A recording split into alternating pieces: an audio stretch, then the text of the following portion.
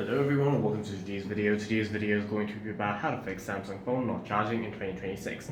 The first thing that you can try and do is use an original Samsung phone charger instead of using a copy.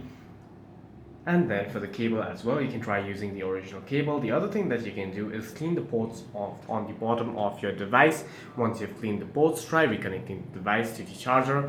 The other thing that you must ensure is that your battery health is fine. For that, what you can do is simply head over to settings on your device. Under settings, what you can do is scroll all the way down, tap on about phone. Once you're here, you'll have to scroll down again and then tap on battery information. Here you'll be able to see your battery level, battery capacity, and your battery status. If you're connecting your device to the charger and it is showing charging over here but not over here, it may be a technical glitch which may be solved after restarting your device. For that, you can simply pull down on your quick settings, pull down again, tap on the power icon and restart your device. However, if the problem keeps persisting even after you restart your device, you may have to visit the service center for further assistance as it may be a hardware issue. For any further questions, please feel free to leave a comment down below.